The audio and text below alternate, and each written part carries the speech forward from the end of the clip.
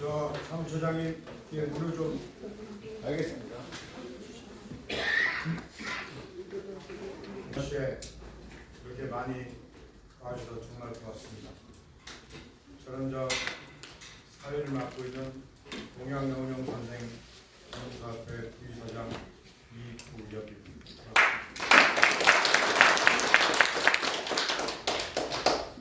오늘 많은 분들이 와주셨는데 홍사단 조성부 이사장이 지금 회의 들어가셨죠? 오진수 처장이 이 동양평화대학 특강은 저희 동양영웅 선생 기념사업회와 홍사단의 동아시아 평화위원회가 함께 연대해서 진행을 합니다. 조성부 이사장 오셨는데 회의 때를 집행하라고 이따 다시 오시겠죠. 좋은 분들 많이 오셨는데 여기 다 소개해 드릴 수가 없어서 우리 정에스터린 부부 잠깐 일어나시죠. 잠깐 일어나. 자, 부부가 함께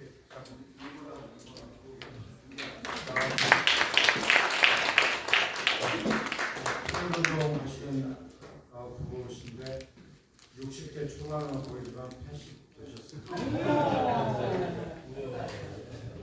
그래도 한 분 한 분 다 소개해 드릴 수는 없고 이제 또 시작하겠습니다. 저도 일어나서 국회에 대한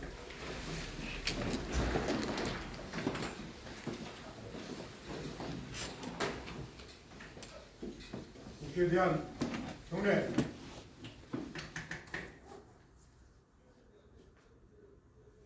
바로 이 오늘의 이 참담한 현실을 하늘에서 지켜보고 계신 마음 아프실 그 순국 소녀, 자주독립에 헌신하셨던 소녀들을 생각하면서 잠시 묵념하겠습니다. 일동 묵념.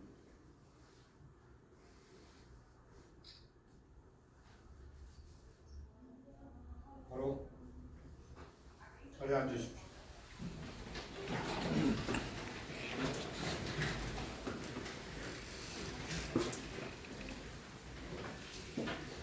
올 하반기에 동양평화대를 주제는 뉴라이트 그는 누구인가였습니다.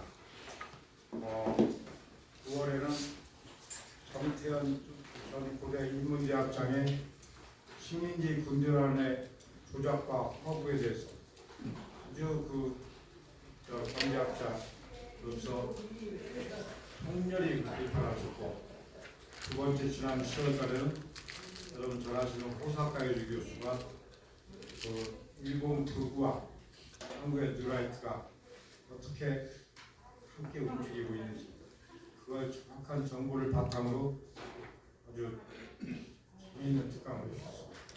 오늘은 심리연구소 함께 정태현 소장님께서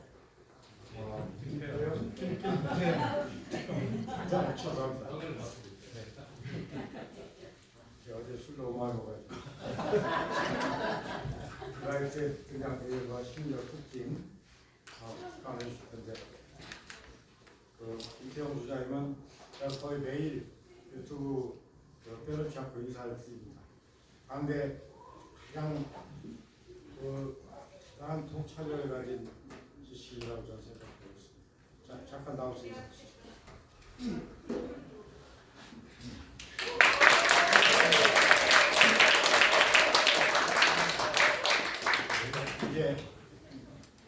저는 이제 이 정도 마치고 오늘 처음 우리 동양평화대학 오신 분들 몇 분 계신데, 우리 동양평화대학은 처음 오신 분들은 끝난 다음에 노래 하나씩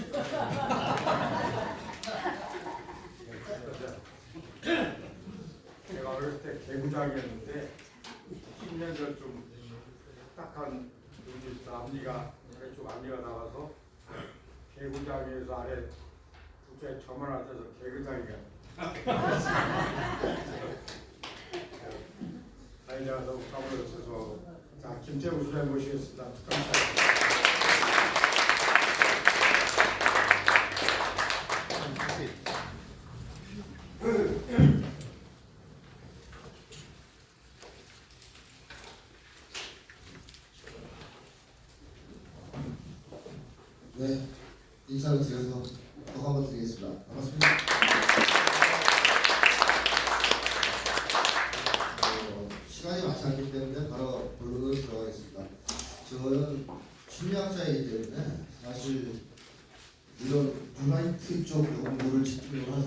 있겠죠, 당연히.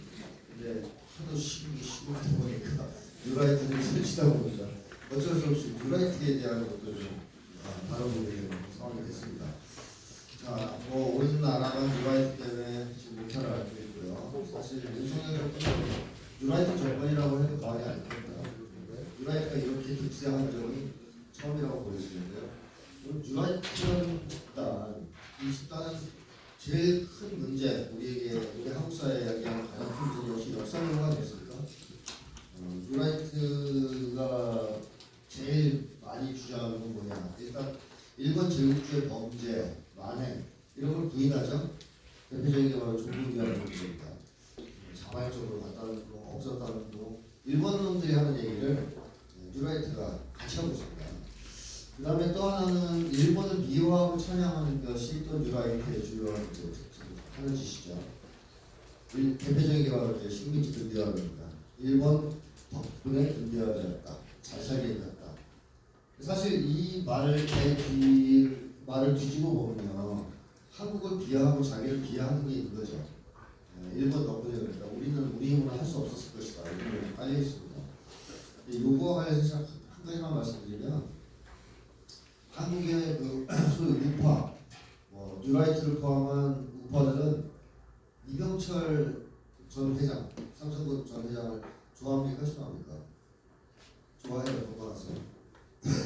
근데 어쨌든 좌파는 보지 않을 거 아니에요. 삼성그룹 전 회장이니까. 이병철 회장이 있고 이병철 회장이 쓴 자서전 읽어보신 분 있습니까? 한번 구해서 읽어보십시오. 지금 구하기가 좀 힘든데요. 저는 도서관에서 어렵게 구해서 예전에 봤었는데 이병철 회장이 무슨 얘기를 하냐면요. 일본 놈들이 우리 민족에게 남긴 가장 큰 저지른 죄, 우리 민족에 남긴 가장 큰 후과는 뭐냐? 민족 인재를 말살하고 있다는 얘기합니다. 민족 인재. 그래서 해방 이후에 우리가 나라를 강국하고 할 일이 엄청 많았는데 인재가 없다는 그 인재가 일본 놈들이 다 죽여서 끌끌한 사람들을, 그리고 교육을 못 받게 해서 기술자도 없었고 자라날 수가 없었다는 거예요. 그게 없어서 경제가 더뎌지고 힘들었다. 그래서 이거는 경제로 치환할 수 없는 엄청난 손실이다 이런 표현을 쓰십니다. 보십시오. 저는 기억이 그렇게 갖고 있거든요. 그래서 저는 그때 이병철 같은 사람도 재벌 회장도 이 정도는 생각이 있구나 이렇게 생각한 적이 있어요. 이 뉴라이트 집단은 이병철 회장 그걸 알게 되면 아마 싫어할 수도 있습니다. 어쨌든 말도 안 되는 주장이죠. 식민지 근대화로는 앞에서 다룬다고 하니까 넘어가겠습니다. 그런데 이 뉴라이트가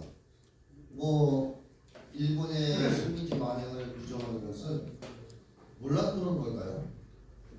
그렇게 생각하시구나? 없을 건데요. 몰라서 그럴 거라고. 물론 정말 몰라서 믿는 사람도 있을 수 있어요. 윤석열 같은 사람. 윤석열은 주기적으로 알코올을 많이 마셔, 술을 너무 많이 마셔가지고 주기적으로 내가 세탁되지 않습니까? 그리고 머리가 비어 있어가지고 뉴라이트가 하는 얘기를 믿을 수도 있어요. 정말 몰라서 이걸 믿는 사람도 있을 수도 있겠죠. 극소수. 그러나 거의 저는 아니에요. 대부분은 몰라서 그런 건 아니라고 생각합니다. 그렇다면 알고도 의도적으로 거짓말하는 사람들이라고 봐야 되겠죠. 뉴라이트는 분명하게 목적의식적으로 거짓말하는 사람들입니다. 범죄자나 사기꾼들은 거짓말을 습관으로 하는 건가요? 아니면 목적의식적으로 합니까? 둘 다인 경우가 있지만 기본적으로 목적이 있죠. 목적을 가지고 거짓말을 해서 사기를 치든 이익을 취하려고 하지 않습니까? 뉴라이트 집단은 아직은 그런 점에서 범죄 집단이라고 볼 필요가 없죠. 거짓말을 통해서 어디라도 이익이 있어요. 그래서 그 이익을 얻기 위해서 의도적으로, 적극적으로, 목적식적으로 거짓말합니다. 자, 이런 경우에는 이 사람들한테 진실을 알려주면 생각을 바꾸고 의견을 바꿀까요? 안 바꿉니다. 범죄를 저질러야 되기 때문에 바꿀 수 없어요. 그래서 우리가 뉴라이트 쪽하고 논쟁하면서 너희들이 잘못 알고 있다고 자료를 제시해도 안 바뀌잖아요. 왜 안 바뀌냐? 이 사람들은 계속 거짓말을 해야 됩니다. 그래야 자기들이 먹고 살 수도 있고 출세할 수 있는 거죠. 그럼 이 사람들이 바뀌는 것은 언제일까? 시대나 상황이 바뀌면 그때 좀 바뀔 수 있을 겁니다. 세상이 바뀌면. 근데 그러기 전까지는 아마 계속 똑같은 짓을 할 겁니다. 자, 그 다음에 마지막으로 또 극소수 사람들 예상될 텐데요. 정신건강에 하자가 있어서 문제가 있어서 허위를 진실로 믿는 사람도 있을 수 있겠죠. 전 많지는 않다고 봅니다. 이런 사람들은 상황이 달라져서 바뀌지 않아요. 이건 정신적이니까. 이런 사람도 소수 있는 것 같습니다. 자, 이런 세 분이지만 기본적으로 뉴라이트는 의도적으로 거짓말을 하고 의도적으로 역사를 왜곡하는 집단이다. 이렇게 봐야 됩니다. 자, 그러면 뉴라이트라는 집단을 어떻게 정의할 수 있을까? 이거는 학자들마다 정의가 좀 다를 수가 있습니다. 뭐 역사학자, 사회학자 등에 따라서 정의하는 방식이 다를 수 있는데 저 심리학자이기 때문에 심리학적 입장에서 정의를 해본다면 저는 네 가지 정도로 특징을 그냥 꼽을 수 있다고 봅니다. 하나는 뉴라이트 집단은 광신적 사대주의 집단이라는 것이고요. 두 번째는 신자유주의 세계관을 거의 맹목적으로 신봉한다라고 볼 수 있고, 세 번째는 극단적 개인이기주의자들이다. 그리고 마지막으로 정신건강에 하자가 있다. 정신건강이 있다. 이게 안 되면 사실 뉴라이트가 진행이 안 된다고 생각합니다. 이 네 가지 문제가 있는데 하나씩 설명을 드리겠지만 간단하게 말씀드리면 광신적 사대주의는 오늘날 한국 뉴라이트는 거의 맹목적이잖아요. 미국이나 일본을 숭배하는 것이 뭐 논리나 합리 이런 데 기초하는 게 아니라 그냥 맹목적으로 숭배한다. 맹목적으로. 그래서 집회 같은 거 하면 태극기도 들고 나오지만 성경이 들고 나오지 않습니까? 네. 일본기도 들고 나오죠. 최근에는. 네.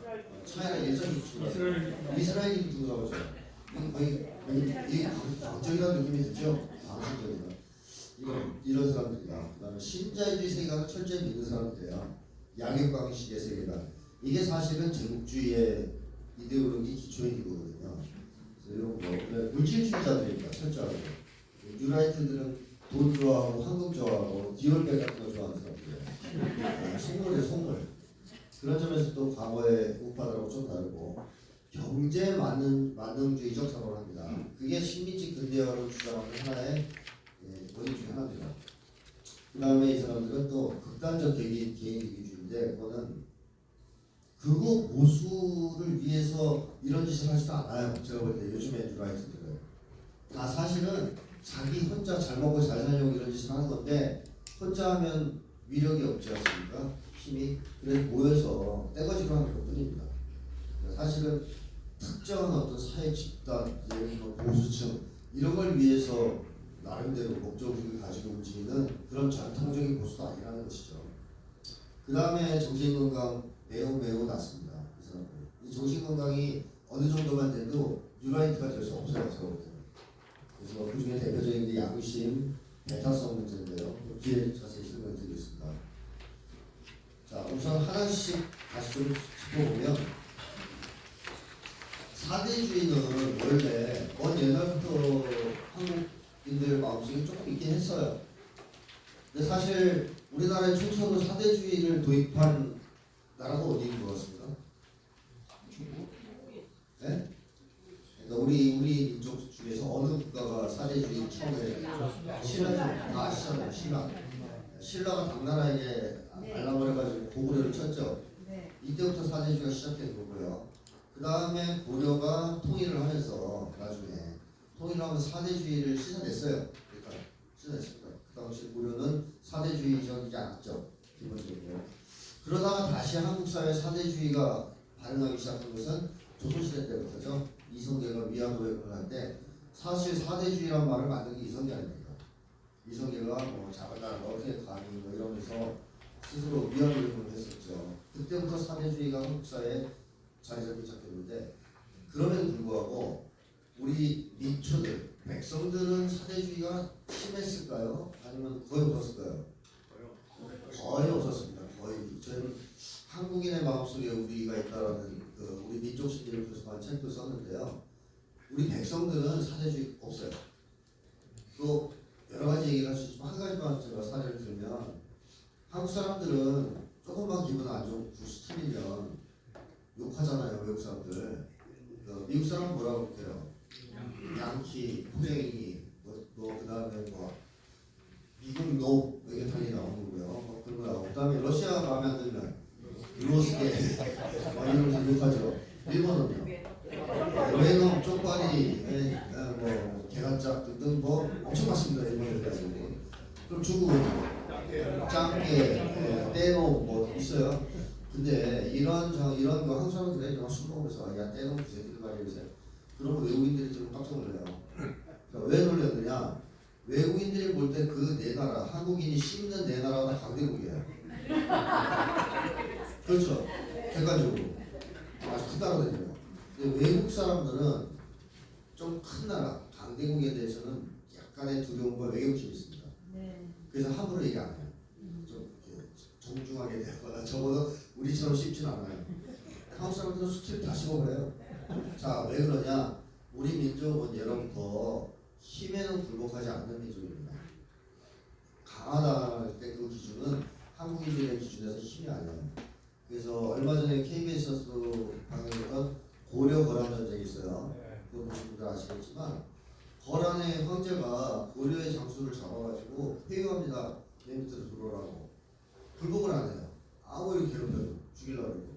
이게 나중에 화가 나니까 이 황제가 내뱉은 말이 있어요. 너희 고려인들은 왜 불복을 안 하냐? 힘 앞에.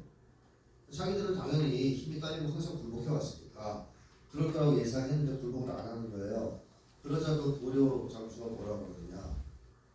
어린애까지 죽이는 너희 같은 야만인들한테 우리가 어찌 무릎을 꿇었습니까? 그래서 죽겠다 해서 죽어요. 그러니까 한국인들은 힘 앞에는 굴복 안 합니다. 야만인들한테는 굴복을 안 해요. 다만 우리가 굴복하는 것은 도덕과 문화입니다. 거기에 대해서 굴복하죠.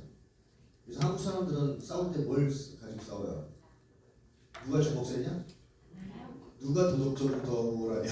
그러니까 너 잘했나 내가 잘했나 이거 따지잖아 맨날. 한국 사람들 싸우는 거 보세요. 일본 놈들은 안 그랬어요. 칼ペ 그냥 바로 찔렀어요. 우리는 그렇게 안 해요. 도덕적으로 누가 우위에 명분을 따져요. 그러니까 뭐 이런 점에서 우리 민족은 좀 과거와 다른 민족과는 다르다는 거고 김구 선생도 나라가 독립되면 어떤 나라를 건설하고 싶어 하셨습니까? 문화를 얘기하죠. 힘이 아니에요. 우리가 추구하는 것은 우리 민족이 추구했던 것은 힘이 아닙니다. 물론 힘이 있어야 되겠지만 그게 절대적인 우리 민족이 숭상했던 기준은 아니었다는 것이죠. 자, 제가 좀 길게 얘기했지만 한국인들은 원래 사대주의가 없습니다. 백성들은 보면. 근데 누가 그런 걸 가지고 있었느냐? 지배층입니다. 지배층도 모두 다 사대주의가 있었던 건 아니고요. 반민족적 정치, 반민족적 정치를 했던 지배층이 반드시 사대주의에 빠졌어요. 예를 들면 조선시대 때 성문을 일컬어줬던 세종이나 정조는 사대주의가 있습니까? 없습니다. 좀 아시는 분들은 역사 아시는 분들 다 아실 거예요. 전혀 사대주의가 없습니다. 오히려 중국으로부터 벗어나려고 했죠. 근데 어떤 놈들이 사대주의를 했어요? 보면 선조 같은 놈들. 요새 뭐 하나 넷플릭스에 떠서 지금 많은 사람들이 스트레스 받고 있는 게 하나 있죠. 선조 나오죠. 선조는 자기 민족을 믿지 않고 명나라에게 의존하고 그랬어요. 이런 놈들의 특징은 뭐냐? 백성을 위한 정치를 하지 않습니다. 그럼 백성들이 자기를 해칠까봐 걱정하겠죠? 즉 정권 안전을 백성으로부터 보장을 못 받아요. 그럼 누구한테 의탁해서 정권 안전을 보장받으려고 하겠습니까? 바로 강대국입니다.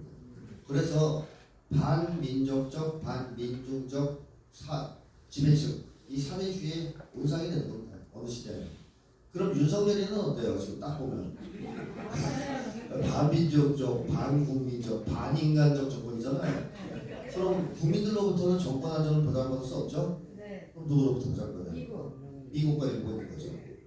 사대주의가 될 수 없는 밖에 없는 거예요. 자, 그런데 문제는 이 뉴라이트는 사대주의 중에서도 합리적 사대주의가 아니라 광신적 사대주의라는 게 문제입니다. 자, 합리적이라는 건 좋은 것 같이 보이지만 사실 그런 뜻은 절대 아닙니다. 적어도 합리적 사대주의는 뭐냐면요, 개인의 이익 혹은 뭐 기득권층의 이익에 기초해서 사대를 하는 겁니다. 한마디로 이권 때문에 한 거예요. 옛날에 이완용이가 원래 숭배했던 나라는 러시아였죠. 친러파였지 않습니까? 근데 보니까 일본이 러시아를 꺾었어요. 로일 전쟁에서. 그러니까 뭘로 바뀌어요? 바로 친일파로 바뀌죠. 또 친일파들 일본 강점기, 일제 강점기 시절에 영국, 미국 좋아했습니까? 귀축영미라고 떠드는 놈들이에요. 그러다가 갑자기 해방되니까 어떻게 해요? 다 친일파로 바뀌어요. 그렇게 싫어하는데 얘들은 변신의 천재들이에요. 그러니까 이익을 따라서 주의를 계속 바꾸는 겁니다. 이게 합리적 사대주의예요. 자, 이런 사대주의가 지금 윤석열 정권의 사대주의 또는 뉴라이트의 사대주의랑 차라리 낫습니다. 왜냐하면 미국이라는 나라를 이제 좀 덜 섬기려고 할 거니까 분위기 봐서 차라리 그런 점에서 박근혜가 나왔던 거예요. 저보다. 네, 박근혜는 어디 갔었어요? 천안문 광장에 가서 시진핑 옆에 서 있었던 거 아니에요. 그 왜 옆에서 사람들이 요새 보니까 미국은 약간 마탱이가 가고 있고 중국이 자꾸 부상하는데 중국하고 잘 지내야 될 것 같아요. 천안문 가시죠. 박근혜 아무 생각 없잖아요. 그래 그러면서 갔던 거예요. 자, 그래서 미국한테 찍혀서 혼났다는 얘기가 있죠. 자, 근데 윤석열이는 그런 정도의 마인드도 좀 없는 거예요. 그 주변에 외교를 할 때 중국하고도 잘 지내야 돼 이런 얘기하는 사람이 없다는 거예요. 그냥 올인하고 있죠 미국이나. 자, 이런 걸 보면 이 과거의 합리적 사대주의와 오늘날 윤석열 정권의 기반을 이루고 있는 뉴라이트 집단의 사대주의는 완전히 다르다. 확연히 다르다. 오늘날의 사대주의는 그야말로 광신적 사대주의다. 그렇다면 누가 광신적 사대주의자가 될 수 있느냐? 이거는 분명하게 심리적 결함이 있어야 됩니다. 이거 없이 될 수는 없어요. 뭘 생각하시면 되냐면 광신도 생각하시면 돼요. 사이비 종교에 빠져서 이 광신도가 되는 사람들이 있죠. 그 사람들은 어떤 사람들이에요 대체? 네, 사회적으로 소외된 사람들. 그래서 너무너무 무력하고 외롭고 불안하고 이런 심리적인 문제가 있는 사람들이 광신 집단에 들어가서 아주 극렬한 광신도가 되지 않습니까? 그러니까 이런 심리적 결함이 있지 않으면 광신적 사대주의가 될 수 없어요. 근데 윤석열 정권의 뉴라이트 집단 심리적 결함이 다 있죠. 있는 정도 아니라 좀 심합니다. 윤석열 정신과학 좀 한번 해봐야 되는데. 자, 어쨌든 제가 툭툭 이렇게 자꾸 윤석열 얘기가 나온 것은 강박관념이에요. 병이 생긴 거죠. 강박관념은 내가 제어를 못하거든요. 제가 나한테 막 이게 들어와요. 침습해. 그래서 뭐 전혀 관련 없는데 윤석열이 막 기본에서 이런 병이 생겼습니다. 근데 이 원인은 제가 잘못한 게 아니고 윤석열 정권이 생긴 자, 그래서 심리적 결함이 기초하기 때문에 이 사람들은 변신이 가능할까요? 불가능할까요? 불가능해요. 다시 말하면 합리적 사대주의자들은 딱 분위기 봐서 지금 미국은 완전 내리막길인데 주의 갈아타야 될 시점이 왔는데 이런 갈아타요. 잽싸게. 그러니까 뭐 박근혜 정권이 중국에 접근했듯이 중국, 러시아 뭐 이런 쪽으로 접근하려고 했는데 얘들은 못해요. 완전히 광신도들은 교주가 감옥에 가도 어때요? 감옥에 가도 그냥 맹목적으로 지지하잖아요. 망해도. 물론 어느 시점에서는 좀 빠져나오기도 하는데 대체로 못 빠져나옵니다. 그래서 저는 윤석열 정권은 이 사대주의 중에서 광신적 사대주의이기 때문에 주의를 못 바꿀 것이라고 생각합니다. 즉 미국에 맹종하는 이 외교를 못 바꿀 것이라는 저는 생각했습니다. 그리고 지금 보니까 이 윤석열은 주인을 미국이랑 국가를 못 바꾸는 것만이 아니고요 사람도 못 바꾸는 것 같아요. 그러니까 바이든이 지금 졌잖아요. 선거에서 트럼프가 됐잖아요. 그럼 최소한 미국을 사대하면 주인은 바꿔야 되지 않아요? 트럼프한테 사대를 했잖아요 이제. 근데 지금 하는 짓 보면 바이든의 올인해요 얘가. 미쳤나봐요. 그래서 윤석열 1월 20일 지나면 어떻게 될지 몰라요 지금. 자, 어쨌든 이건 광신적 사대주의라고 봐야 됩니다. 자, 광신적 사대주의든 뭐든 사대주의는 일종의 피압된 심리라고 보시면 틀림없어요. 자기를 비하하고 자기를 믿지 않는, 불신하는 피압된 심리다. 어떤 경우에 많이 생기냐면 학대를 많이 당하면 생깁니다. 학대를 많이 당하면 생겨요. 예를 들면 심리학적으로 그 사례들을 보면 집에서 남편한테 폭력을 많이 당하는 아내들 있지 않습니까? 그 기간이 길면 길수록 자기에 대해서 어떻게 생각할까요?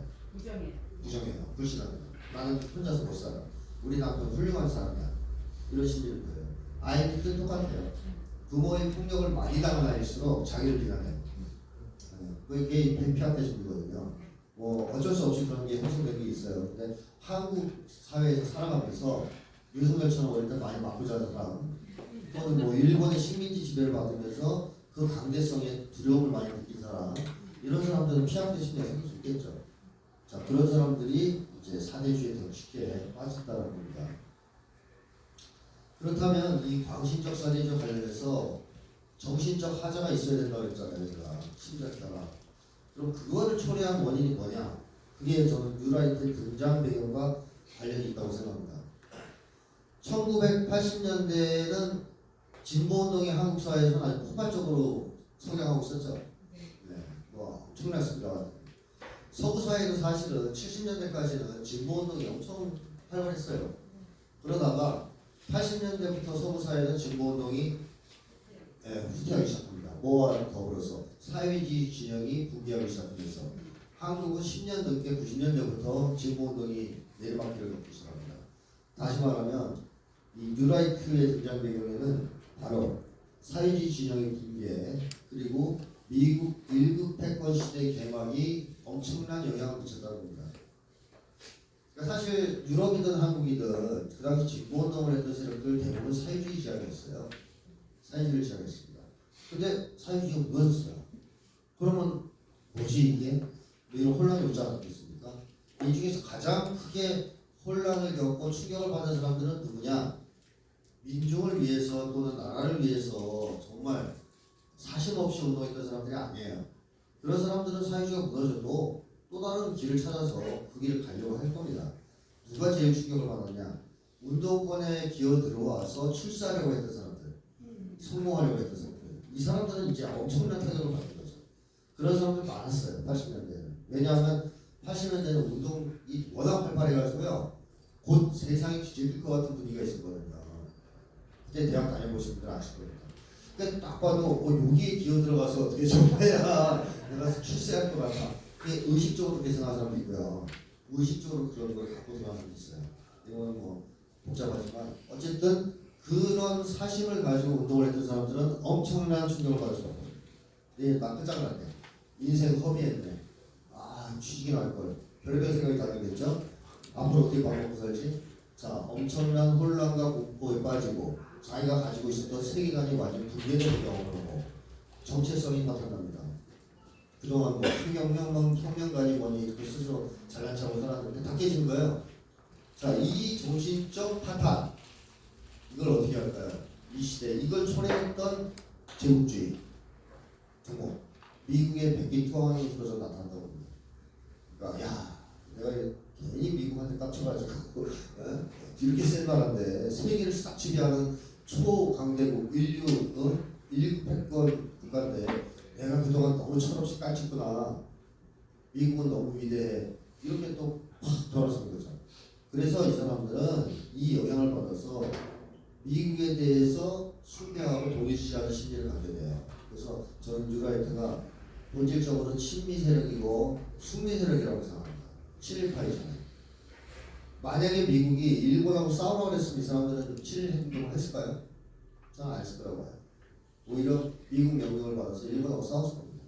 근데 미국이 일본하고 싸우지 말고 일본을 작은 형님으로 모시고 일본군하고 합작해서 한일 군사동맹을 해. 이러니까 그 짓을 한 거라. 본질은 침입합니다.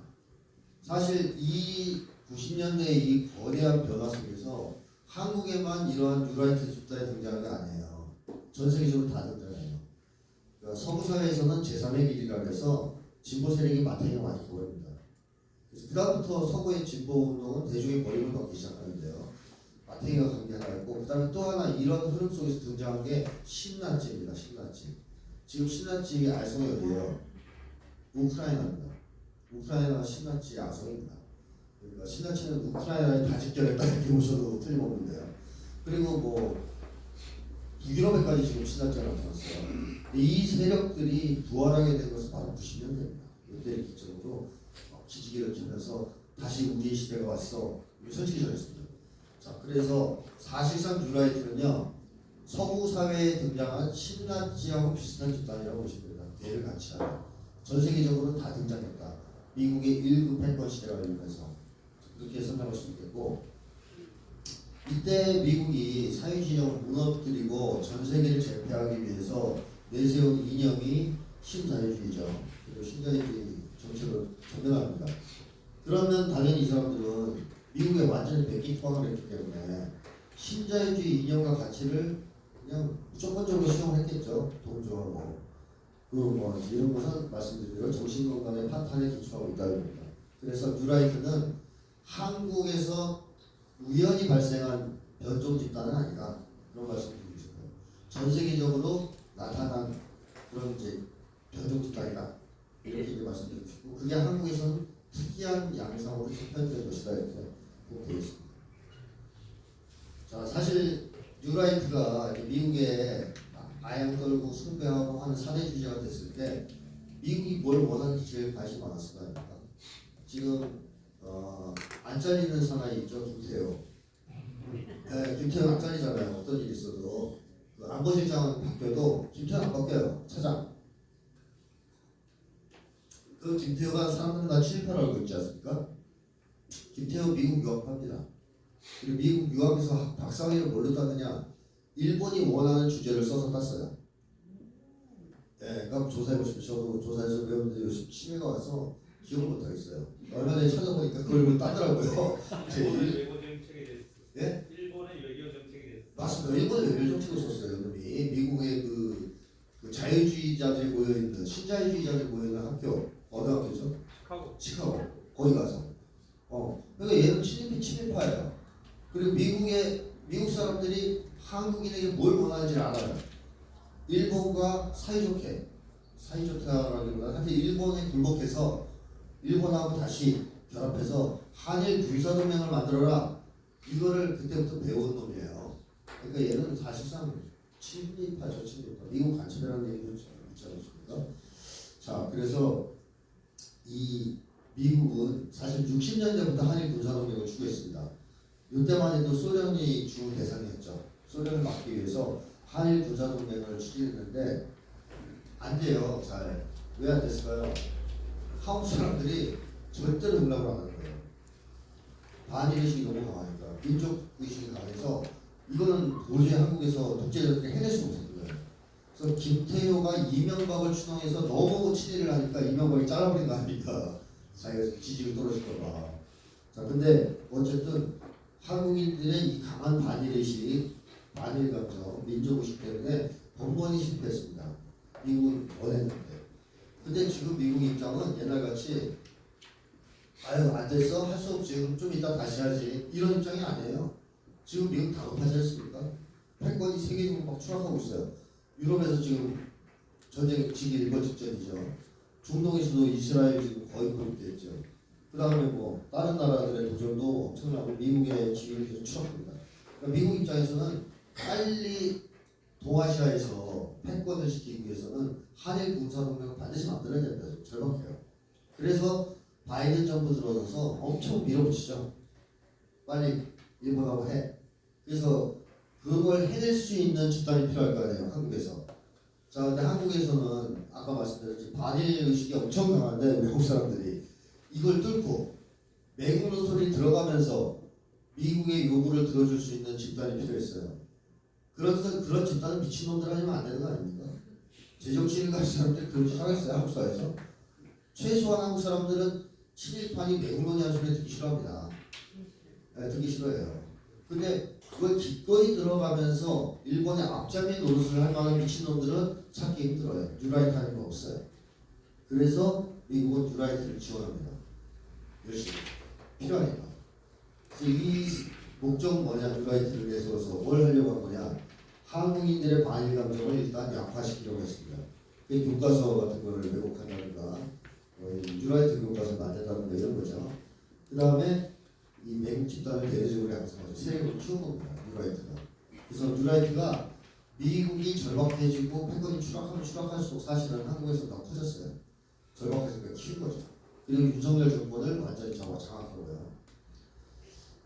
근데 이 중에서 이 앞에 거 있지 않습니까? 한국인들의 반일 감정을 양보시켜야 된다. 이거를 하기 위해서 미국 사람들이 어떤 처방을 내렸을까? 그건 미국 심리학자들이 주장한 거 알겠죠?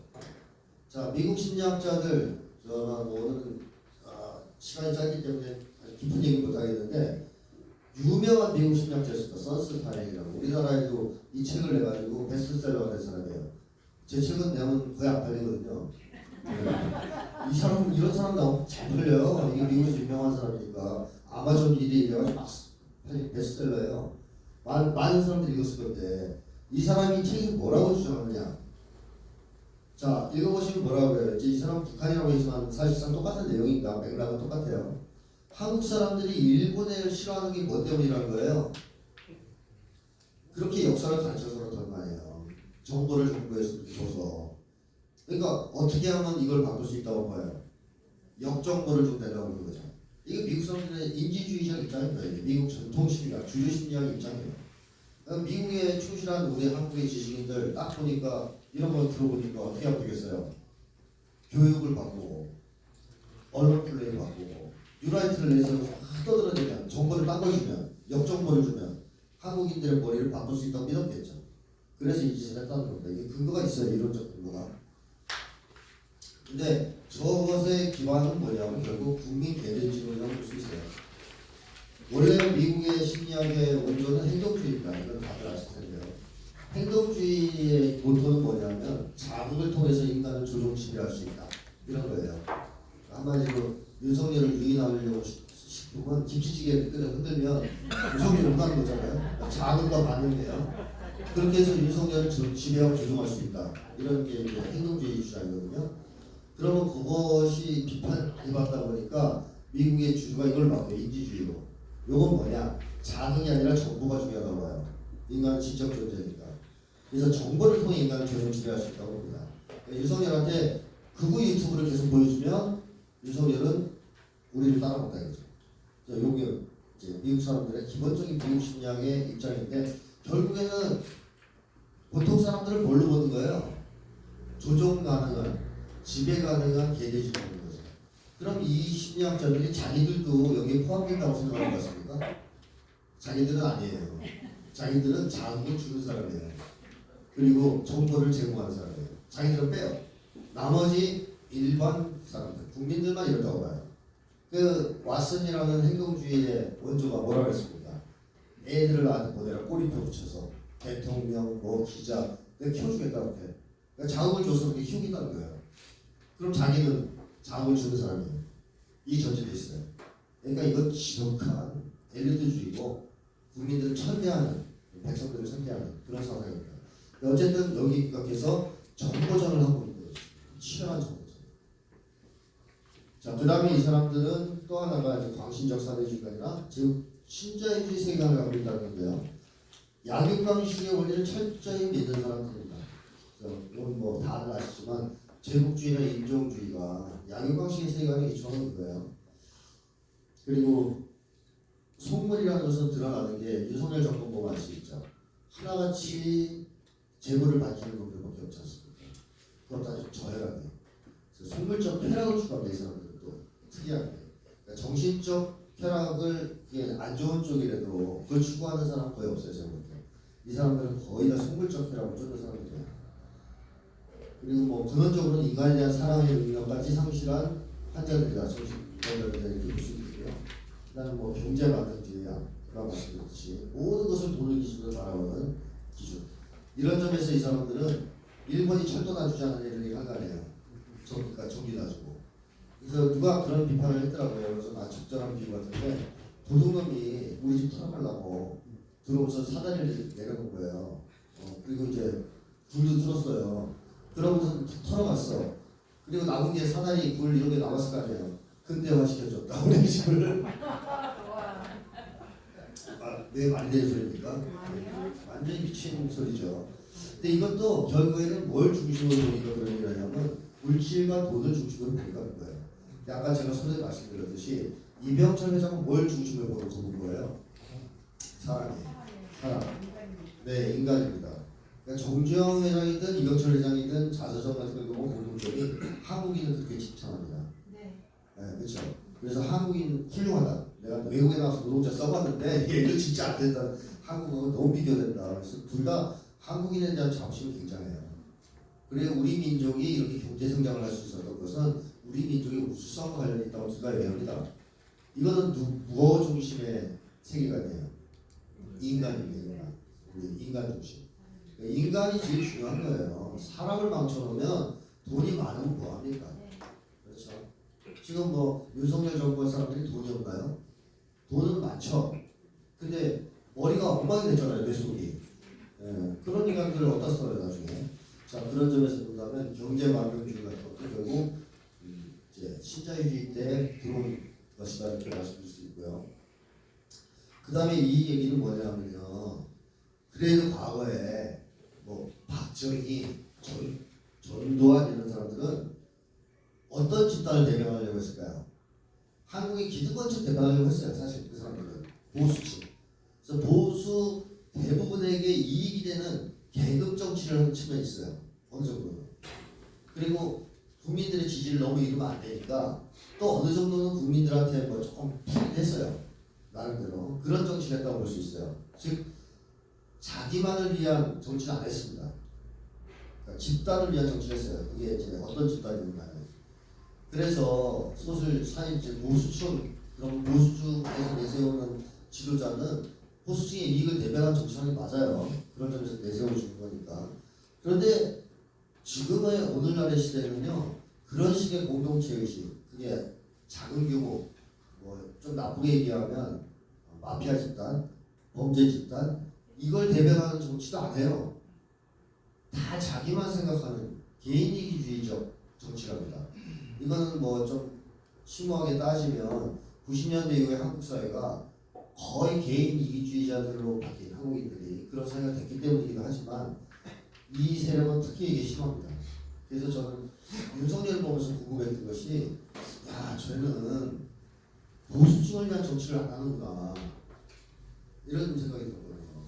예를 들면 삼성이 지금 그 윤석열 좋아할 것 같아요. 이재용이 주가가 4만 대로 떨어졌잖아요. 이재용이 일을 갈 거 아니에요. 그리고 수맥이고 구두에다가 수 따라가지고 이재용이 속으로 이씨 나쁜 놈을 쓰니까 무슨 얘기냐면 자본가 이익도 대변을 안 한다는 얘기예요. 얘가. 그리고 보수층 안에서도 자기 보수 세력은 다 아우르라고 해야 할 거 아니에요. 묶어서 그래야 보수가 정권 지창출할 거 아니에요. 근데 윤석열 보면 그런 생각이 있어요? 그냥 이주석까지 뭐 그냥 사방팔방 가잖아요. 한동훈도 까죠. 한동훈 앞에서 요새 집회도 해요. 그러니까 윤석열은 철저하게 김건희, 자기 그리고 자기 주변의 어떤 패밀리, 범죄 집단, 일당, 윤석열 요 세력만 챙겨요. 나머지 안 챙겨요. 조중동까지 다 돌았습니다. 그래서 야 우리도 좀 줘야지. 너무 먹니 뭐 이런 거 아니에요? 그러니까 보수가 열받는 거죠. 저는 혼자 다 처먹으려고 그러네. 아니 전체를 다 생각해야 되는데 쟤는 어떻게 저렇게 정치를 해? 자 이러다 보니까 지금은 보수층까지도 광범위하게 윤석열을 싫어하고 민심 일반이 나타났다는 걸 볼 수 있습니다. 이게 전 뉴라이트의 또 하나의 특징입니다. 이 사람들은 사실상 특정한 사회 집단을 대변하는 것도 저는 아니라고 봅니다. 그냥 개인적 출세와 성공을 꿈꾸는 자들이에요.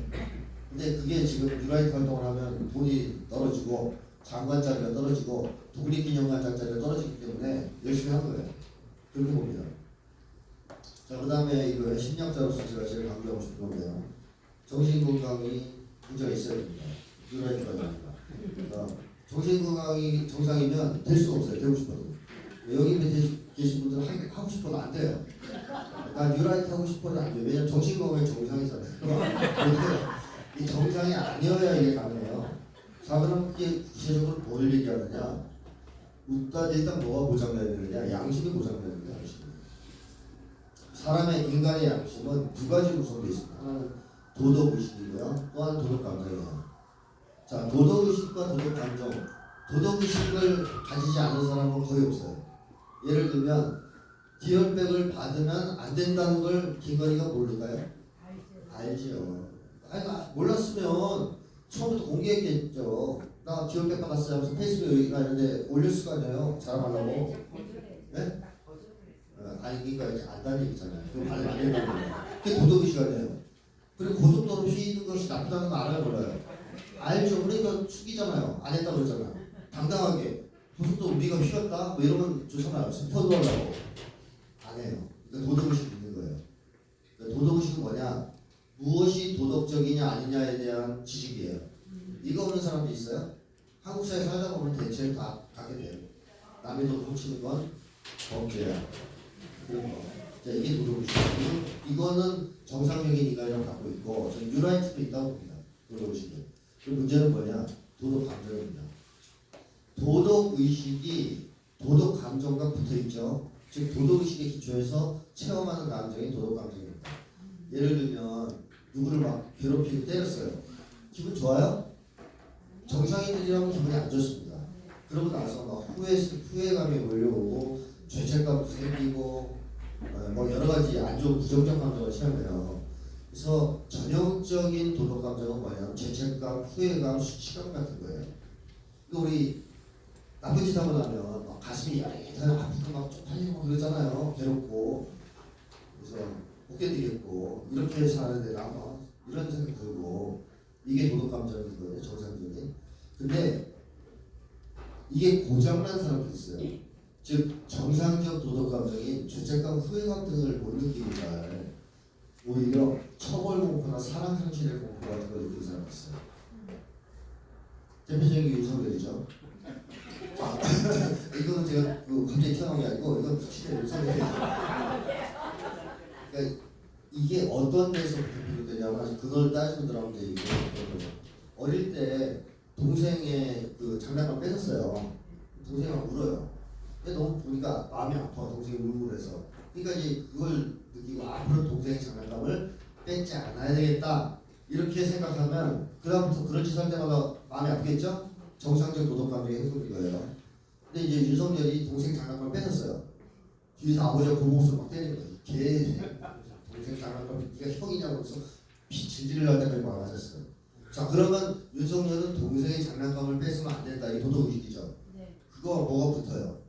처벌 공포가 붙는 거예요. 그 순간 죄책감, 후회감을 느낄 겨를도 없어. 맞았잖아요. 너무 무서운 거예요. 그래서 아버지가 또 때릴 수도 있다. 이렇게 해서 생기는 게 비정상적인 도덕감정. 즉 양심불량자가 이겁니다. 도덕감정에 문제가 생기는 거예요. 자 윤석열은 그래서 사실 이런 거 못 느껴요. 자기가 죄 짓고도 죄책감, 후회감 같은 거 못 느껴요. 다만 뭘 느껴요? 처벌 공포를 느껴요. 이런 사람들은 문제가 뭐냐? 처벌 공포가 약화되면 어떻게 되겠습니까? 나쁜 짓 합니다. 뻔뻔하게. 그러니까 우리 같은 정상인은 처벌 공포와 상관없이 나쁜 짓 할 수 없어요. 계속 하다 보면 너무 마음이 아프고 괴로워서 못해요. 자기가 망가지니까. 근데 이 사람들은 그런 게 없어요. 그런 건 없고 처벌 공포가 있기 때문에 처벌 공포가 약해지면 정말 나쁜 짓을 많이 합니다. 아주 뻔뻔해질 수가 있어요. 근데 한국에 중기득권층 몇 년 동안 도대체 한국을 지배하고 있는 겁니까? 70년 넘게 지배하고 있잖아요. 네, 그동안 뭐 교체된 적이 있어요? 한 번이라도 지배층이? 교체된 적이 없습니다.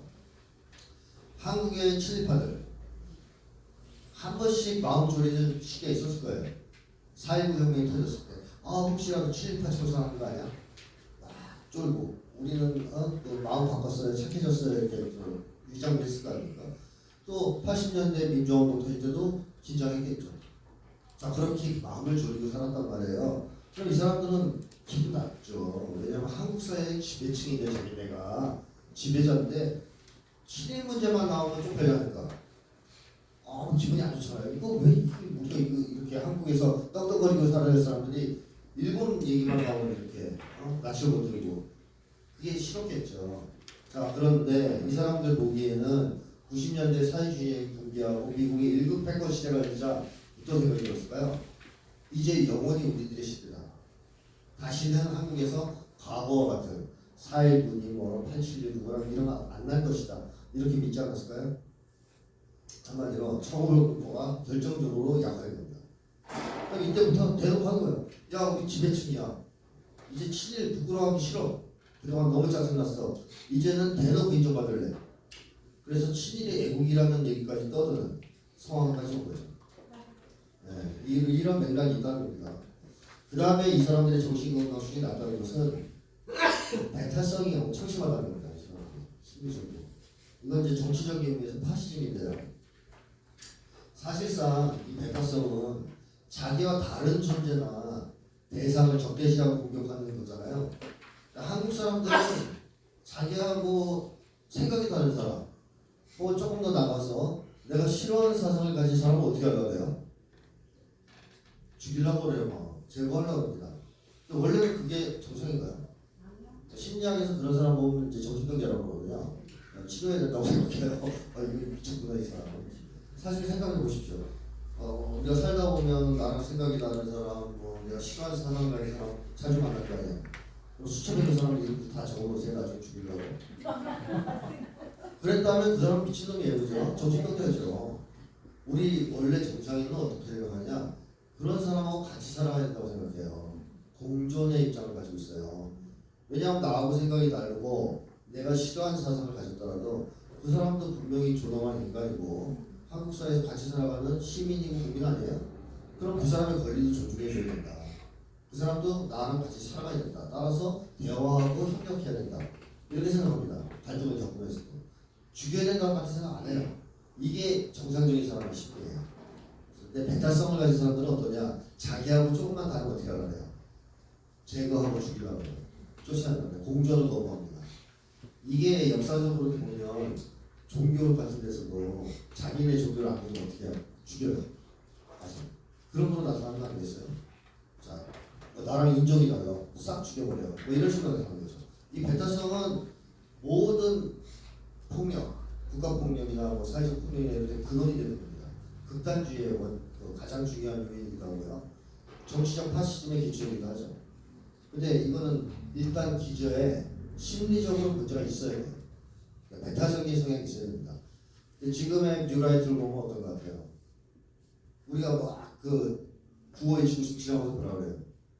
빨리 이 새끼들 다 죽여야 돼. 그러니까 나랑 생각이 다르면 어떻게 해? 죽여야 된다고 생각하죠. 같이 살아가야 될 사람이랑 안 보죠. 배타성이죠. 이런 사람들이 어디에 들어가기가 쉽냐? 뉴라이트가 되기가 쉽은 거예요. 배타적이지 않은 사람, 다른 사람과 공존해야 된다는 심리를 가진 사람은 뉴라이트가 될 수 없어요. 또 양심이 정상인 사람도 뉴라이트가 될 수 없습니다. 최소한 이 두 가지의 하자가 있어야 뉴라이트에 들어갈 수 있는 거고 뉴라이트가 들어갈 수 있는 겁니다. 자, 그렇다면 윤석열 정권은 어떤 대응을 먼저 가지겠을까? 한국 사회에서 다들 인정하시겠지만 장기간의 적폐 청산이 실패하지 않습니까? 70년 동안 적폐 청산을 못했습니다. 사실 2016년에 박근혜 정권을 타도하기 위해서 촛불을 들었을 때 시민들이 가장 많이 외쳤던 국민들이 외쳤던 것이 바로 적폐 청산이었습니다. 한 번은 청산하고 넘어갔으면 좋겠다 생각을 했었는데 문재인 정권 때 청산이 안 됐죠. 자, 그러다 보니까 이제 사람들은 개혁에 시들해지게 있어요. 자, 그리고 근본적인 개혁을 한 번도 성공한 적이 없어요. 한국 사회에서 야 이건 진짜 근본적인 개혁이다. 사회를 바꿀 만한 그렇게 부를 만한 개혁이 있었습니까? 하나 있었죠. 뭘까요? 토지개혁. 토지개혁입니다. 다들 아시죠? 토지개혁. 토지개혁은 혁명적인 개혁이었죠. 예를 들자면 그 당시에 절대 다수를 차지한 사람들이 농민이었어요.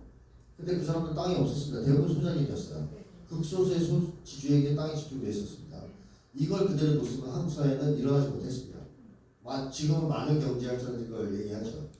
근데 그거를 과감하게 이렇게 이승만이 한 것 같은데 그게 이승만이 한 게 아니고요. 조봉암 선생이 한 겁니다. 사실. 조봉암 선생이 중심이 돼서 토지개혁을 했어요. 매우 혁명적인 조치였습니다. 물론 더 혁명적이었으면 좋았을 수도 있지만 그것만으로도 정말 혁명적이었죠. 지주들한테 땅을 다 유상몰수 했지만 싸게 가져와서 농민들 나눠준 거예요. 그러자 부의 재분배가 되고 농민들에게 뭐가 생기고 희망이 생깁니다. 자기 땅이 생깁니다. 열심히 일한 겁니다. 그때부터 소 키워서 자식들 대학 보내는 분위기가 생긴 거예요. 과연 만약에 토지개혁을 안 했으면 그런 분위기가 생겼을까요? 소를 어떻게 키워요? 자기 땅이 없는데 자식들 대학에 어떻게 보냅니까? 한국 경제 성장이 가능하겠습니까? 불가능합니다. 사실상 토지개혁으로 한국은 한번 도약할 수 있었다라고 생각합니다. 그 근본적인 개혁이죠. 오늘날로 치면 우리나라 땅 거의 극소수가 다 하고 있잖아요. 그거 뺏어가지고 나눠주는 거 똑같은 거잖아요. 얼마나 이게 혁명적인 개혁입니까? 근본적인. 이런 개혁은 토지개혁 이후 한 번도 없었습니다. 그래서 지금 많은 사람들이 제2의 토지개혁이 필요한 시기가 됐다 이렇게 얘기합니다. 한국이 소장하려면 미래로 나가려면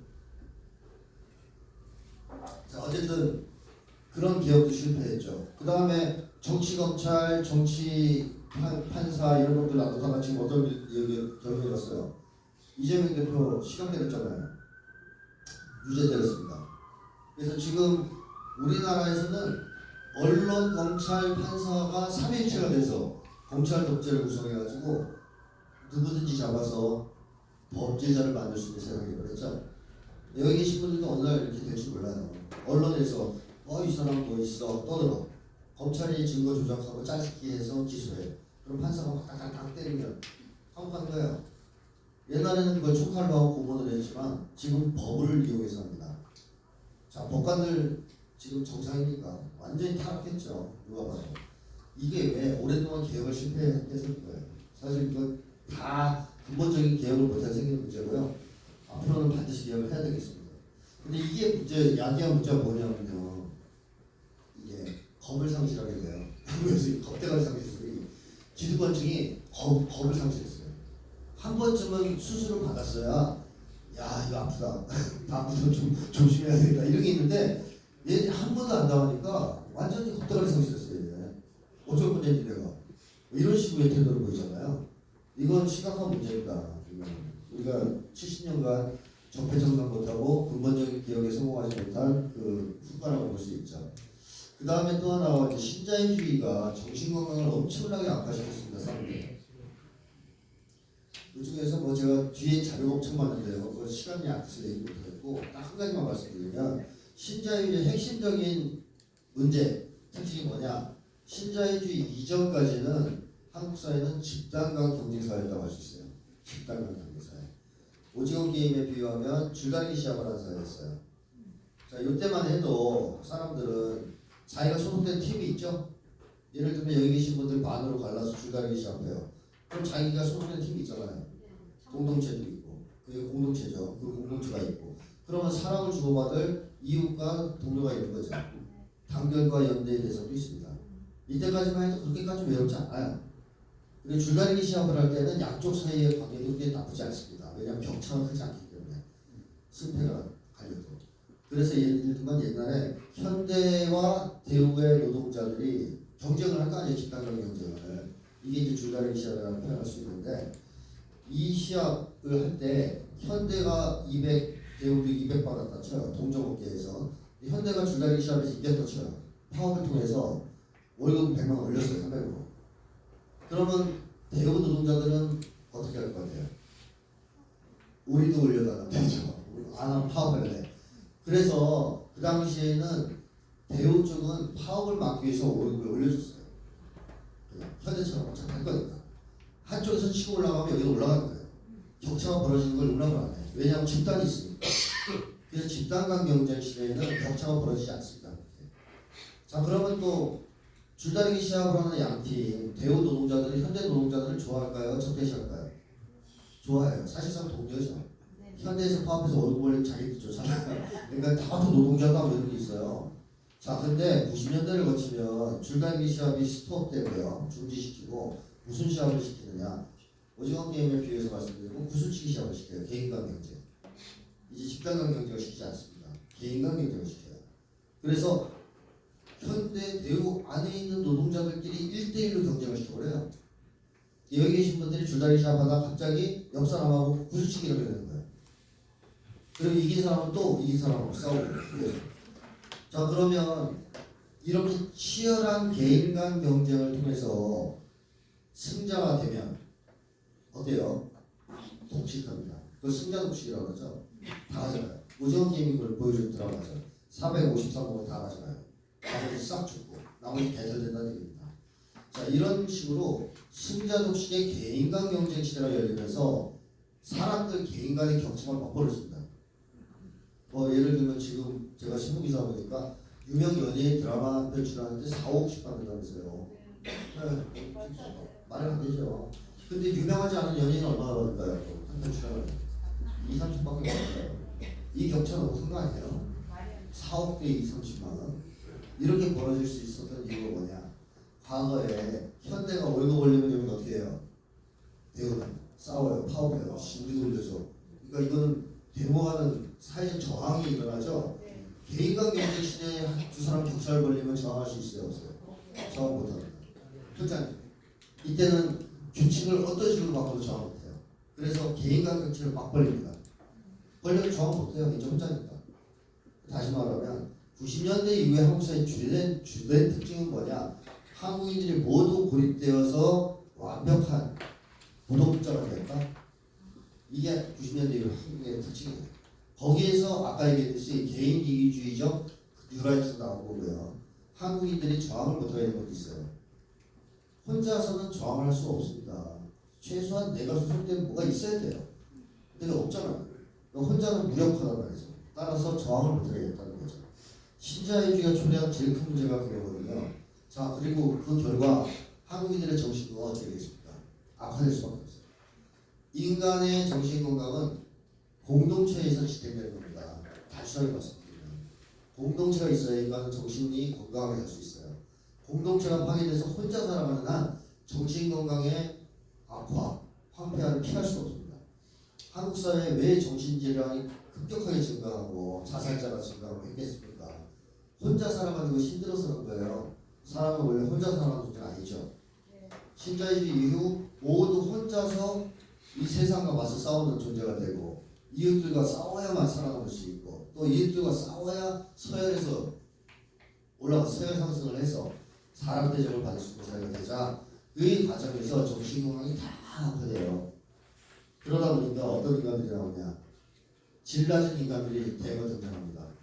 인간의 질이 현격히 떨어져요. 뭐 예를 들면 이런 거죠. 오늘날 정치인 하면 나라 민족을 위해서 모든 걸 다 바쳐서 싸우는 애국자가 떠오르십니까?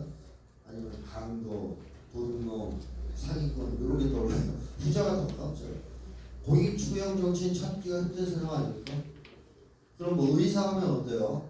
의술로 인류를 구원하기 위해서 활동한 박애주의자가 떠오르십니까? 흰옷을 입은 늑대? 뭐 이런 놈들이 떠오르죠. 그러면 기자하면요. 진리를 설파하기 위해서 진실을 위해서 목숨 걸고 싸우는 지식인이 예상되세요? 기레기 하늘을 나는. 그러니까 이게 왜 나타나는 현상이냐? 모두가 개인이 됐어요. 이제 혼자. 내가 생존을 나 혼자 꾸려야 돼요. 공동체 없이 나 혼자. 그러면 제일 중요한 게 뭐겠어요? 밥줄 끊기는 거죠. 제일 무서운 거예요. 옛날하고 다른 거예요. 옛날에 밥줄이 끊기면 공동체가 있으니까 가서 비비기라도 할 수 있었거든요. 적어도 심리적 위안이라도 받을 수 있었어요. 하나 지금은 잘리면 끝이에요. 정신까지 무너지고 생계도 못해요. 그러니까 한국인들이 제일 무서워하는 게 뭐냐? 밥줄 끊기는 거죠. 그럼 이것 때문에 모든 사람은 어떤 존재가 되겠습니까? 사회 추행이 되는 거예요. 그러니까 정치인들이 왜 사회 추경 정치에 됐을까요? 정치하다가 실패하면 밥 굶어야 되거든요. 단순하게 얘기하면. 의사도 마찬가지고요. 그리고 기레기들은 왜 한동안 잘생겼다고 쓸까요?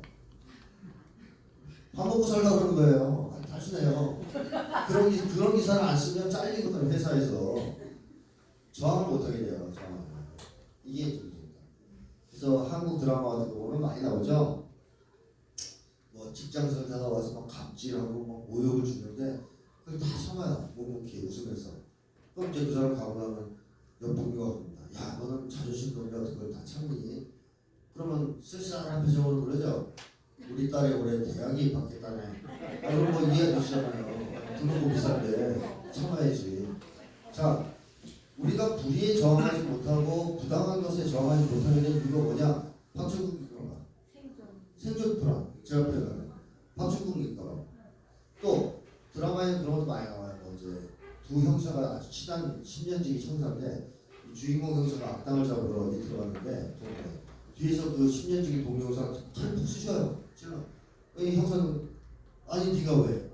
드라마에 그 이유가 나와요. 그 칼로 찌른 형사 어머니가 병원에 호수 먹고 누워 계십니다. 이것도 뭐 때문이에요? 생존 불안이에요. 생존 문제.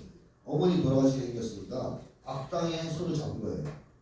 한국 사회가 이렇게 바뀐 겁니다. 90년대 이후부터 한국인들은 개인으로 고립돼서 저항력을 상실하고 악의 손을 뿌리치지 못하는 인간이 돼요. 먹고 살기 위해서. 이거는 심각한 문제죠. 그러면 정신건강은 엄청나게 나빠집니다. 자, 그러면 한국인들의 질이 옛날에 실제 떨어진 거 맞죠? 부디에 저항하지 못하지. 악과 쉽게 타협하지. 우리 전체 인식이 떨어졌어요. 다들 밥그릇을 위해 살아가지. 여기 계신 분들은 예외로 하겠습니다. 자, 다들 살아가지. 근데 누구의 정신건강이 제일 안 좋을까요? 그렇다고 쳐도 한국인들 중에서 어떤 집단? 지배층입니다. 지배층이 제일 안 좋습니다. 그 중에서. 왜 그러냐, 뭐 이제 그 이유를 장시간에 설명해야 되니까 빼고 간단한 거 하나 말씀드리면, 지금 한국 사회에서 아동정신병 발병률 제일 높은 지역이 어디입니까? 강남. 강남은 다른 지역에 몇십 배죠. 소아정신병 발병률이 압도적으로 높아요. 한마디로 아동들의 정신건강이 아주 안 좋다는 거죠. 그럼 그 아이들이 그 좋은 중고등학교 가면 정신건강이 좋아질 것 같아요? 더 나빠지겠죠. 더 나빠집니다. 대학 가고 유학 갔다 오면 더 이상해져 있어요. 붙여 있어요. 그런 인간들이 지금 뭐가 되는 거예요? 여당 대표.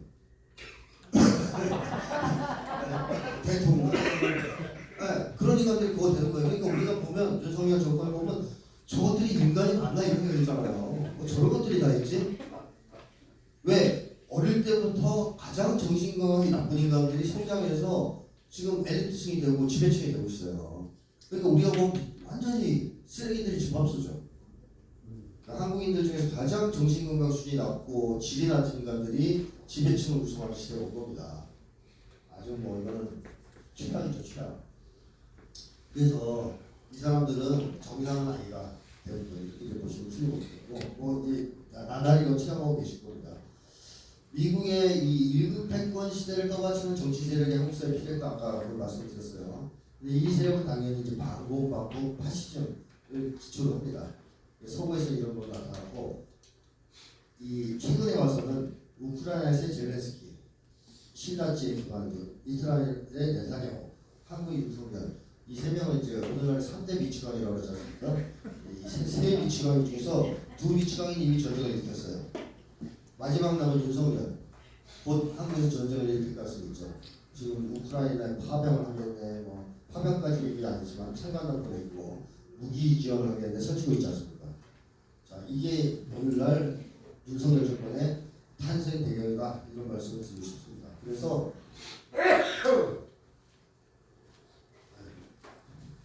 정리를 좀 해야 될 것 같아요. 시간이 다 돼가지고. 자, 그래서 뉴 라이트는 갑자기 한국 사회에 등장해서 정권을 장악할 세력이라는 것이 없다.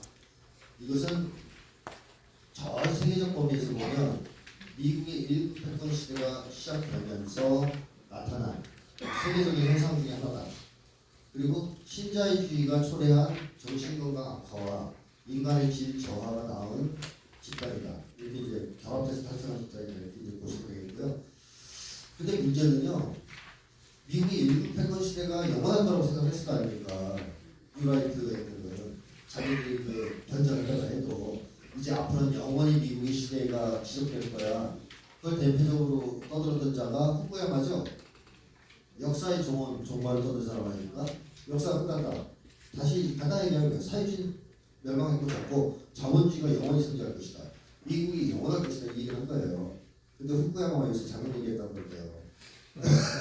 취소. 내가 한 말 취소. 자, 미국의 세계가 영원하지 않다는 것이 지금 드러나고 있죠. 미국은 나날이 지금 전략하고 있습니다. 대표적인 우크라이나 전쟁이죠. 죽을 수 있어요. 그러다 보니까 미국 내에서 어떤 세력이 발행했느냐? 트럼프 같은 집단이 나와요. 트럼프는 한 개인이 아니죠. 미국의 이익을 대변하는 한 정치 세력입니다. 미국은 자본가들이 지금 분열돼 있어요.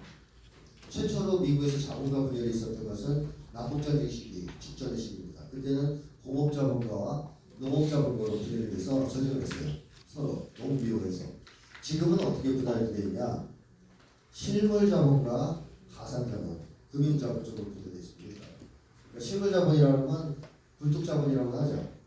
물건 만드는 공장 가지고 이런 사람들 이 실물자본이고 월스트리트를 중심으로 한 금융자본이 있어요.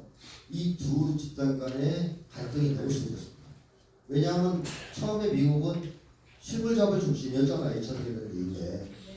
근데 신자유주의부터는 돈을 더 쉽게 버는 방법이 생겼어요. 미국이 세계를 제패하게 되면서 바로 돈놀이입니다. 금융자본. 돈을 하는 거예요. 얘들이 훨씬 더 돈을 쉽게 많이 벌고. 그러니까 실물자본들은 열받죠. 자, 그 다음에 또 미국에서 팽창한 자본이 군수자본이 있습니다. 군수자본 검찰하고 있는 군수자본. 군수자본은 누구하고 짝짝꿍이 될까요? 금융자본이에요. 금융자본. 왜냐하면 금융자본이 전 세계에서 돈 장사, 돈놀이를 하려면 군사력이 뒷받침이 돼야 됩니다. 그리고 얘네들은 전쟁을 많이 하면 많이 할수록 군수자본은 돈을 벌죠. 그러니까 둘이 한 몸이 된 거예요. 그래서 지금 미국은 군수자본, 금융자본 진영과 실물자본 진영이 싸우는 중이라고 보시면 돼요. 제2차 자본분열이라고 할 수 있어요. 미국 역사에서. 근데 트럼프는 어느 쪽 대변할 것 같아요? 실물자본, 굴뚝자본 대변. 민주당은 금융자본. 당연히 반대겠죠. 금융자본과 군수자본 대변합니다. 이걸 어디에서 알 수 있냐면 전쟁광 하면 딕체니 떠오르잖아요. 딕체니 이번에 누구 지지했어요? 페리스 선거를 했지 않습니까? 평화주의자 하면 미국에서 유명한 사람이 개건대예요. 이번에 정보국 장관인데 그래서 어디로 갔어요? 민주당 출신인데 트럼프한테 갔잖아요. 그러니까 굴뚝자본 대 그러니까 실물자본 대 금융자본, 군산자본의 대결이 첨예하게 벌어져서 양국 지역으로 갈라진 거예요. 그러니까 이쪽을 대변하는 사람들은 다 트럼프를 붙고 이 군수자본이나 금융자본 지지한 사람들은 해리스를 붙은 거예요. 그래서 거의 사활적인 대결을 벌인 건데 이 두 세력은 대외 정책이 다릅니다. 그래서 금융자본과 그 군수자본은 전쟁하면 좋아요, 싫어요? 좋죠. 그리고 패권 상실이 절대 안 되죠. 이 사람들 패권 상실하면 돈 장사를 못 해야 되죠. 그러니까 우리도 못 팔고 패권 상실을 막아야 된다. 전쟁을 해서라도. 그러니까 전쟁을 계속 하려고 합니다. 해리스 쪽으로. 근데 트럼프 입장은 전쟁을 하는 게 도움이 돼야 안 돼요. 안 돼요. 제조업이 안 되는 거예요. 자기 쪽에. 그러니까 얘들은 안 하려고 해요. 때려치고 우리나라에 들어와라. 그 고립주의라고 그러죠. 그러니까 대외 정책도 다른 거죠. 자본을 대변하는 게 다르니까. 이 대결에서 지금 누가 이겼습니까? 트럼프가 이겼어요. 뭐 이제 패권주의 세력, 또는 금융자본 세력, 군수산업 세력이 졌어요. 그러자 바이든은 어떻게 해요? 순순히 물러나지 못하겠다. 우크라이나전을 어떻게든 또 확전시켜서 제3차 세계대전을 만들어서 트럼프가 취임하기 전에 부지를 해서 트럼프가 취임해도 전쟁을 그만두지 못하게 노선을 바꾸지 못하게 하겠다. 그래서 우크라이나한테 러시아 본토 타격이 가능한 장거리 미사일 발사를 허용하고 영국도 스톰쉐도 발사 허용하고 쐈다고 그랬지만 그리고 대인지를 허용하고 지금 윤석열을 끌어다가 뭐라고 합니까? 무기 지원. 심지어 전 파병이 목적이라고 봐요. 지금 군사력이 너무 부족해요. 파병을 목적으로 분위기를 몰고 가는 중이에요. 이렇게 언제까지요? 1월 20일 전에 1월 20일 넘어가면 다 쫓아요. 이거. 1월 20일 전에 끝내야 돼요. 지금 급해요. 바이든과 윤석열이. 근데 제가 아까 얘기했잖아요. 윤석열이 좀 생각이 있으면 누구한테 줄 서야 돼 지금? 트럼프한테 줄 서야죠. 1월 20일 되면 트럼프가 대통령 되잖아요. 그럼 뽑혀서 더 하든가. 근데 지금 누구한테 올인하고 있어요? 바이든한테 올인하고 있어요. 미친놈이. 이렇게 하면 안 되는데. 자, 하여튼 올인하고 있어요. 그럼 트럼프가 당선되면 윤석열은 어떻게 보일까요? 지금도 일을 하고 있을 거 아닙니까? 저 자식이 바이든 밑에서 지금 미친 내 대통령 되면 일단 저부터 말겠어. 1월 20일 지나면서 출소하죠. 트럼프한테 일단 뽀삐처럼 맞을 거예요. 네, 그래서 윤석열은 이 전에 저질러서 살든가 아니면 죽든가 1월 20일 날 이 양자 생일 자기 운명이 좌우되는 기로에 지금 서 있다 이렇게 봐야 되겠고요. 그래서 우리 국민들은 윤석열이 사고치지 못하게 잘 제동을 걸면서 이 상황을 잘 돌파한다면 윤석열이 1월 20일 지나면 현저하게 힘을 잃을 가능성이 있습니다. 여러 면에서 그런 걸 고려하신다면 유나이트는 어떻게 되겠습니까? 장기적으로 트럼프가 중용할까요? 싫어합니다. 필요 없어요. 트럼프는 긴장 완화를 원해요. 그걸 이제 읽어보시면 다 나와요. 언론이 다 나오고 있습니다. 그래서 우리 미래가 그렇게까지 참담한 건 아니라 하는 점을 말씀드리고 싶고 윤석열이 아무리 지랄을 해도 까불어도 자기 마음대로는 안 된다 이 생각은 그런 얘기를 하고 싶습니다. 자, 시간 좀 많이 추가한 것 같은데요. 오늘 강의는 이걸 마치겠습니다. 질문을 좀 받겠습니다. 손을 들어주시고 질문하시기 전에 간단한 자기소개와 짧은 질문을 드립니다. 자, 맨 앞에 나오세요. 안녕하십니까. 자기소개. 안녕하십니까. 저는 경기도 의왕에서 1시간 정도, 1시간 반 정도 걸렸나요? 강의를 듣기 위해서 이렇게 왔습니다. 강의 너무 즐겁고요. 한 가지 좀 듣다 보니까 유아이가 가만히 있어도 쓰러질 것 같다 이런 결론적으로 이렇게 생각할 수가 있는데 그렇게 그것과 약간 엇갈리는 게 지난 문재인 정부에서 생산을 제대로 못했다 그랬는데 다음에 우리가 기회가 생긴다면 지금 보면은 예를 들면 하는 게 제가 키워드로 본다면 유학생들이 처벌 공포에 대해서 어떤 그게 사라졌기 때문에 더 이제 설치고 겁대가 상실됐는데 이 겁대가 상실된 것을 바꾸기 위해서 뭔가 경종을 줄 필요가 있다 이렇게 생각합니다. 그에 대해서 다 당연한 일입니다. 제가 좀 낙관적으로 얘기하고요. 사실 지나간 싸움이 한 거죠. 뉴라이트가 한 번쯤 지금 한국의 주류 세력이 한 번쯤은 한번 교체가 돼야 된다. 과거로 지금까지 한국은 그런 적이 당한 것도 없기 때문에 이번에는 좀 반드시 이루어야 된다고 생각하고요. 전면적인 개혁이 다 필요한 상황이죠. 저는 기본소득을 중심으로 한 기본사회의 개혁 이걸 추진해야 되고 그 다음에 검찰개혁, 언론개혁, 사법개혁 다 해야 됩니다. 법관이 혼자 유죄 판단하는 게 맞습니까? 사법시험만 합격하면 사형 때리는 게 맞아요? 아니죠. 그래서 재판은 국민이 해야 된다. 그런데 그런 제도 도입하는 나라 많이 있습니다. 참여재판, 배심원제도 지금 판사 혼자서 지 맘대로 재판을 농단하지 못하게 장치들이 갖춰져 있어요. 국민의 통제력이 다 닿아야 됩니다. 지배층이 교체된다는 얘기는 그런 게 있는 거죠. 그런 개혁들을 통해서 한국 사회를 근본적으로 혁신해야 된다. 그래서 만약에 이번에 윤석열을 끌어내렸는데 또 지지부진하게 5년 동안 개혁을 했다고 생각하면 진짜 어려워집니다. 지금 거리에 사람들이 많이 나오지 않는 이유 중에 하나가 민주당 트라우마도 있는 거예요. 즉 정말 열심히 나가서 박근혜 끌어내렸는데 개혁이 안 된 거예요. 오늘도 그거 트라우마 있으니까 이제 또 나와서 또 싸우면 윤석열 끌어내리면 세상이 달라지겠어? 의욕이 좀 덜 생기겠죠.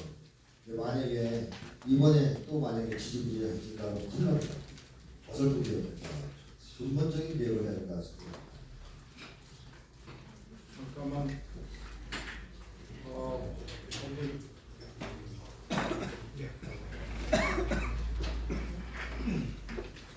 자기소개 짧게 해주시죠. 반갑습니다. 저 남양주에서 온 강태입니다. 저는 여기서 이렇게 의원이 되어서 제가 김태형 선생님을 유튜브로서 매일 보고 감동받고 있는데요. 어떤 거는 좀 전에 고향에 온 선생님 5살 전 중앙고 앞에 대동 갔다가 헌법재판소 갔다가 서울대 갔다가 여기 하신 모르겠다고 동성학교 해서 와서 이렇게 참석해가지고 너무 기쁘고 그런데요.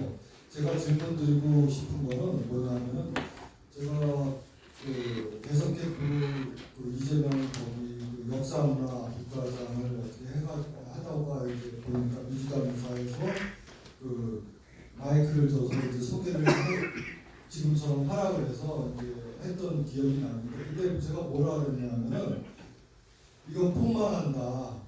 왜냐하면은 저도 요즘 해병대도 있고 3년 군인이었지만 군대 갔다 오면 자고로 그래야 사람 되는데 군대를 일부러 뺀 사람 이걸 국가를 개혁할 수 있느냐. 그리고 김건희 애를 키워도 온전히 안 해본 사람이 나가 폭망한다.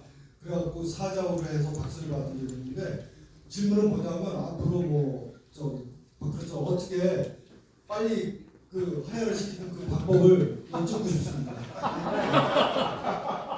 제가 그거를 알면 저는 어제 지금 정찰됐는데 그러면은 저는 제 입장만 말씀 개인 견해입니다. 저는 빨리 탄핵 발의부터 해야 된다고 보고요. 헌재와 상관없습니다. 이거는. 일단 탄핵 발의해야 돼요. 선제적으로 윤석열 압박하기 위해서. 그러면서 쟤네들 당황하게 만들면서 최대한 분위기를 고조시켜서 8명을 끌어내가지고 가결을 시켜서 직무정지 시켜야 됩니다. 윤석열 딸기 때문에.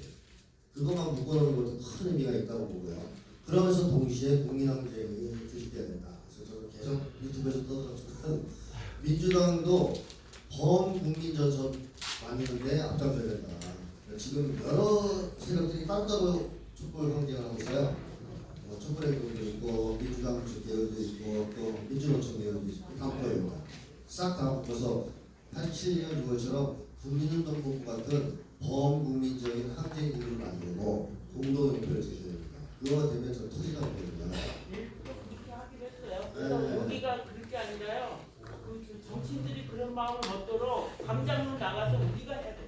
네. 그럼 그게 지금 제일 중요한 것 같아요. 한 번만 더 짧게 질문해 주시죠.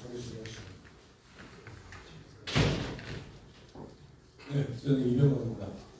그 서구에서도 신난지 아까 잠깐 말씀하셨는데 그런 서구나 다른 나라에서는 우리와 같은 그쪽의 신난지에 대해서 어떤 그 대응론이나 어떤 그 대항 방법 법제적인 것 포함해서 그런 것들이 혹시 아시는 분 있으시면 사실 신나치는 불과 몇십 년 전만 해도 1, 20년 전만 해도 서구 사회에서 거의 타부시켰습니다. 나치. 근데 지금은 안 그래요. 공동양만이 나치 무설치입니다. 그 이유가 뭐냐면 미국이 서구 사회를 지배하는 데서 미국의 입장을 대변해서 가장 충실하게 싸울 수 있는 세력이 신나치 세력하고 마탱이가 가는 진보 세력 3인당이에요. 이번에 우크라이나 전쟁을 전적으로 지지했던 세력이 미국의 지지 기반이라고 있습니다. 그래서 신나치를 청산을 하기는커녕 사실 양성을 해왔다 이런 거고요. 그게 이제 우크라이나 전쟁의 한 원인이 됐죠. 그래서 서구사회에서 지금 신나치 척결하는 운동은 그다지 활발하지 않다. 북유럽에까지 등장하고 있는 실정입니다. 그래서 저는 우크라이나 전쟁이 종결되면서 다시 좀 분위기가 역전되지 않겠느냐 이런 생각을 했고요. 지금 서구사회에서 사회민주당 같은 과거 같은 소위 진보정당 취급하는 정당들이 우크라이나 전쟁에 올인하고 미국을 맹정하면서 지지율이 바닥에 났어요. 그래서 계속 낙마하고 있습니다. 대중의 심판, 국민의 심판이 가해지고 있죠.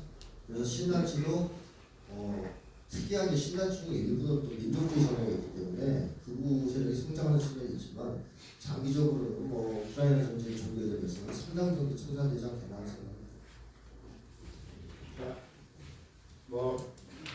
더 질문 받으면 좋겠지만 시간 관계상 이거 마치겠습니다. 하사현정 척회 청산을 통해서 전화위복으로 되기를 간절히 생각합니다. 올해 상반기 목양평화대학은 이것을 종료를 하고 내년 들어서는 이제 내년 상반기부터는 시계는 목양평화대학을 부릅니다. 그런 큰 부상 속에서 방금 김태형 소에 말씀하셨지만 우리라는 공동체를 어떻게 회복할 것인가 그런 문제라든가 동양의 어떤 열린 민족주의를 지금 이 시대에 어떻게 표현할 것인가 이런 문제를 가지고 아주 심도 있는 그런 특강을 진행을 해나가겠습니다. 그와 동시에 동양농협 손님기념학교에서는 미래 세대, 젊은 세대들과의 연대를 강화하기 위해서 동양 스피치 대회 이런 것도 구성하고 있고 좀 하는 걸 좀 고민하고 있습니다. 문제는 뭐니 해도 뭐니는 고민이 많습니다. 여러분들 정말 함께 해주셔서 목양용영 선생 기념사업회는 많은 어떤 그 한국 선열장 기념사업회 달리 하나 어떤 내년부터 본격적인 그 정치 사회운동의 깃발을 동양 정신을 깃발들고 전진할 것입니다. 뭐니 해도 여러분들 머니가 나뭐 아재들을 자꾸 하게 되셔서 내정 마치고 이 추다 와서 너무 고맙습니다. 자,